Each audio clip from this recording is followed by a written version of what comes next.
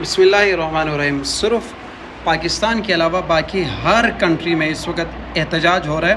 Global smooth flotilla کے لوگ اپنے جو عام شہری ہے ان کے لیے احتجاج کر رہے ہیں۔ نان مسلم کنٹریز ہے وہاں پر اس قدر شدید احتجاج ہو رہے ہیں کہ ان کے وزیر اعظم، ان کے سب کے پرائم منسٹرز نے رات کے 2:30 بجے اپنے اسٹیٹمنٹ جاری کیے کہ ہمارے لوگوں کو چھوڑا تو ٹھیک، نہیں چھوڑا تو سنگین نتائج ملیں گے۔ لیکن ایک اسلامی جمہوریہ پاکستان ہے جس کے وزیر اعظم، جس کا آرمی چیف، جس کے لوگ بھی ستو پی کر سو رہے ہیں۔ میرے بھائی، تمہارا ایک سابق سینیٹر اس میں موجود ہے، تمہارے مقدس شہری وہاں پر موجود ہے۔ آپ لوگوں کو کیا ہو گیا میرے بھائی؟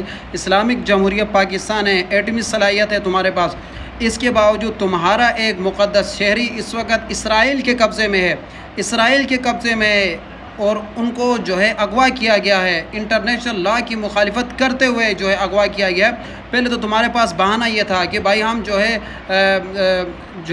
عالمی قوانین ان کی مخالفت نہیں کر سکتے، ان کی خلاف ورزی نہیں کر سکتے۔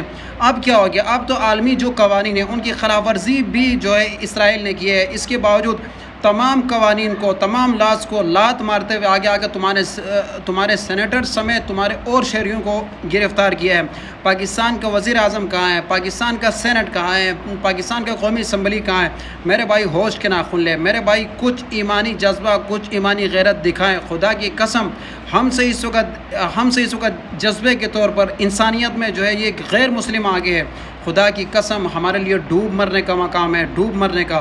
میرے بھائی ہر بندہ اس پر آواز اٹھائے۔ ہمارے لیے اور کوئی کام کرنا حرام ہے، اس وقت حرام ہے۔ میرے بھائی نان مسلمس کے اندر اتنی انسانیت بچی ہے، وہ آپ کے غزہ کے لیے، آپ کے لوگوں کے لیے، انبیاء کی مقدس سرزمین کے لیے وہ لوگ آوازیں اٹھا رہے ہیں، وہ لوگ آپ کے مظلوم مسلمانوں کے لیے آوازیں اٹھا رہے ہیں، اور آپ لوگ کہاں سو رہے ہیں؟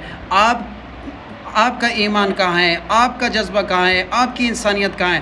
میرے بھائی خدا کا واسطہ ہے آپ لوگوں کو، آپ کے پاس جو بھی پلیٹ فارم ہے آواز اٹھائیں، آواز اٹھائیں، آواز اٹھائیں۔